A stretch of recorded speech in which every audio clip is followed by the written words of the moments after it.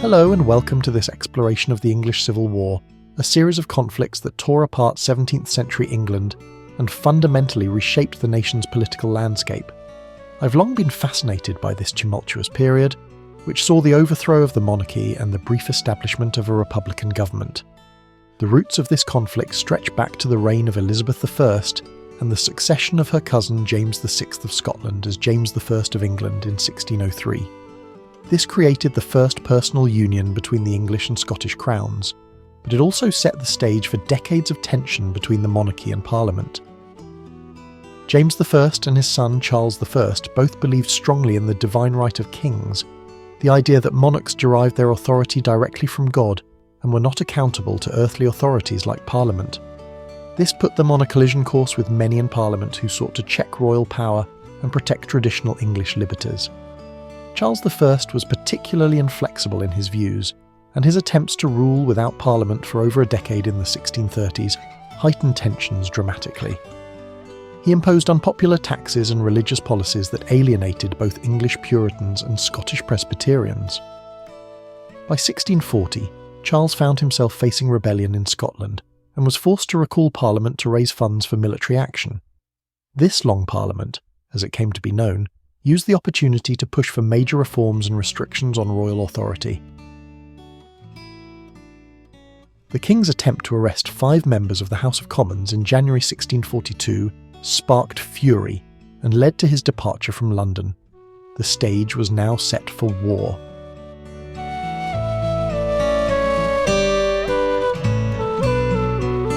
The first shots of the English Civil War were fired in 1642 as both King Charles and Parliament began raising armies. I find it fascinating how quickly the country polarised, with most of the nobility and rural areas supporting the royalist cause, while Parliament drew its main backing from the towns, ports, and more economically developed regions. This wasn't a simple class conflict, though. There were royalist commoners and parliamentarian nobles. It was a clash of political philosophies and religious views as much as anything else. The early stages of the war saw a series of inconclusive battles and skirmishes as both sides tried to gain the upper hand. The Royalists, or Cavaliers as they became known, had an early advantage in cavalry thanks to the horsemanship of the nobility. Their dashing cavalry commander Prince Rupert, Charles's nephew, won several victories with his bold charging tactics. However, the parliamentarians, nicknamed Roundheads for their short-cropped hair, had control of London and most of the nation's financial resources. This allowed them to build up a formidable army over time. Prince Rupert, commanding the King's cavalry, used a tactic learned while fighting in the Dutch army, where cavalry would charge at full speed into the opponent's infantry, firing their pistols just before impact. The first major pitched battle came at Edgehill in October 1642. I've walked that battlefield, and it's sobering to think of the thousands of Englishmen who fought and died there. The battle was largely inconclusive, with both sides claiming victory. But it demonstrated that neither the King nor Parliament could hope for a quick victory. This would be a long, bitter struggle that would divide communities and even families across the country. The war settled into a pattern of regional conflicts, with neither side able to land a knockout blow. The Royalists established their capital at Oxford, while Parliament controlled London and the southeast. But the allegiances of many areas remained fluid, changing hands multiple times over the course of the war.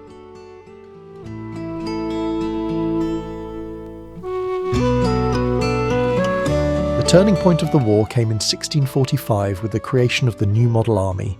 This was a revolutionary development in military organisation, moving away from local militias to a national professional army. The driving force behind this new force was Oliver Cromwell, a relatively obscure member of Parliament at the war's outset, who had risen to prominence as a brilliant cavalry commander.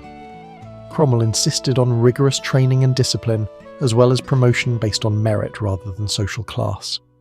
This was a radical concept for the time, but it proved devastatingly effective on the battlefield. I'd rather have a plain, russet-coated captain that knows what he fights for and loves what he knows than that which you call a gentleman and is nothing else. The New Model Army's first major test came at the Battle of Naseby in June 1645. I've studied the tactics of this battle in depth, and it truly was a masterclass in combined arms warfare for the period. Cromwell's cavalry, known as the Ironsides for their discipline and effectiveness, crushed the royalist horse. Meanwhile, the parliamentarian infantry held firm against royalist attacks. The result was a decisive victory that shattered the main royalist field army. Charles I never really recovered from this defeat. He spent the next year engaged in a series of desperate manoeuvres, trying to rally support, but his cause was effectively lost. By 1646, the king's position had become untenable. He surrendered to the Scottish army, hoping to play them off against the English Parliament, but the Scots eventually handed him over to Parliament. At this point, many thought the war was over, but Charles, even in captivity, continued to intrigue and plot. He secretly negotiated with the Scots, promising church reforms in exchange for military support. This led to the Second Civil War in 1648, with royalist uprisings across England and a Scottish invasion. However, these were swiftly crushed by the New Model Army, now a battle-hardened and highly effective fighting force. The result was that the army leadership was exasperated beyond control, and remembering not merely its grievances but also the principle for which the army had fought, it soon became the most powerful political force in the realm.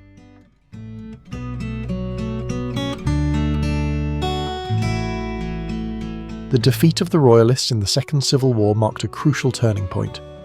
Many in the army and among the more radical parliamentarians now believed that no lasting settlement was possible while Charles lived. The king was put on trial for treason against the people of England. This was an extraordinary and unprecedented event. A sitting monarch had never before been tried in a court of law. The trial itself was a foregone conclusion. Charles refused to recognise the court's legitimacy and was found guilty. On the 30th of January 1649, Charles I was beheaded outside the banqueting house in Whitehall. I go from a corruptible to an incorruptible crown, where no disturbance can be. The execution of Charles I was a watershed moment in English history. It marked the end of the ancient monarchy and the beginning of a period of republican government known as the Commonwealth. England was declared a republic, free state governed by Parliament. However, real power increasingly lay with the army and its commander, Oliver Cromwell. The next decade saw Cromwell lead military campaigns to subdue royalist resistance in Ireland and Scotland, consolidating control over the British Isles. In 1653, frustrated with Parliament's inability to enact reforms, Cromwell dissolved it and established the Protectorate, with himself as Lord Protector. The Protectorate was, in many ways, a military dictatorship. Cromwell ruled with the backing of the army, and his regime was marked by strict Puritan morality and suppression of many traditional English pastimes. However, it also saw a period of relative stability and some progressive reforms. Religious toleration was extended to most Protestant sects, though not to Catholics. The legal system was reformed, and efforts were made to tackle corruption. In foreign policy, Cromwell pursued an aggressive stance that enhanced England's standing in Europe. But the Protectorate relied heavily on Cromwell's personal authority, and it did not long survive his death in 1658. I would have been glad to have lived under my woodside, to have kept a flock of sheep, rather than undertaken such a government as this.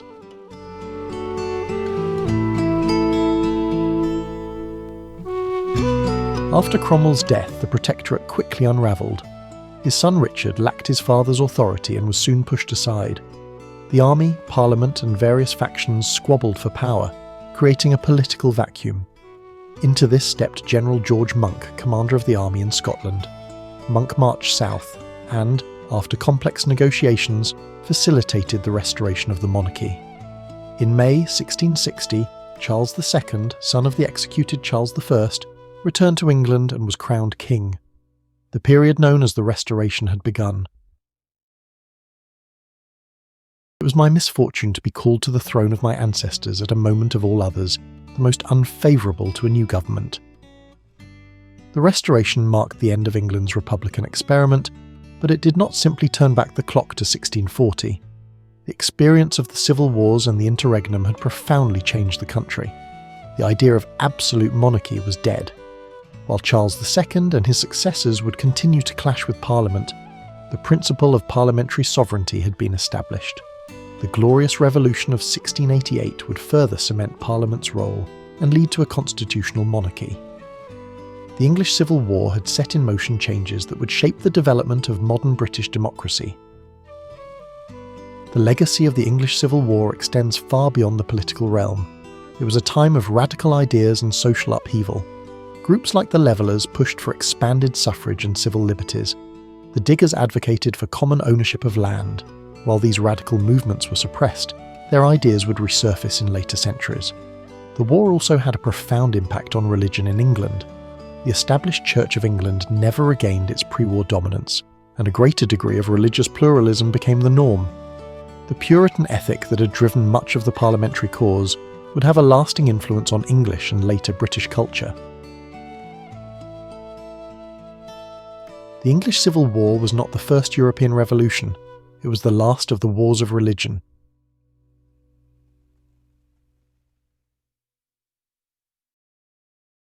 As we look back on the English Civil War from our vantage point in the 21st century, it's clear that this was a pivotal moment in the nation's history.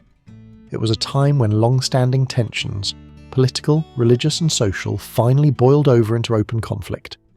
The war touched every corner of the country and every level of society. It was a time of great suffering, with an estimated 200,000 people dying from war-related causes out of a population of 5 million. But it was also a time of great intellectual ferment, with fundamental questions about the nature of government and society being debated and fought over. One of the most fascinating aspects of the Civil War for me is how it continues to resonate in British culture and politics today. The divide between royalists and parliamentarians has echoes in modern political alignments.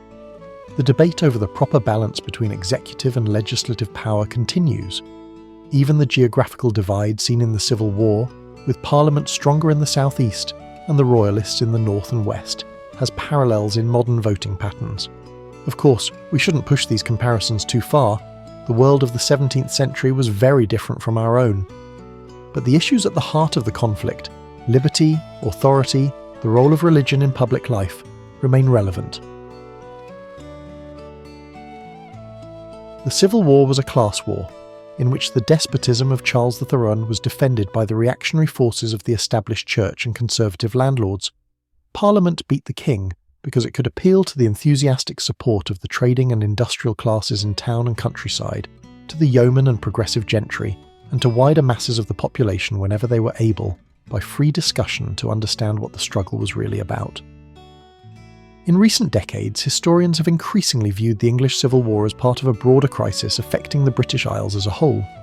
The conflicts in England were intimately connected with events in Scotland and Ireland. This War of the Three Kingdoms perspective helps us understand the complexity of the period and the way events in one kingdom influenced the others. It's a reminder that even in the 17th century, Britain was a multinational entity with competing identities and interests. As we continue to grapple with questions of national identity and the relationship between the component parts of the United Kingdom, the events of the Civil War period offer valuable historical context. The English Civil War cannot be understood apart from events in other parts of Britain and Ireland.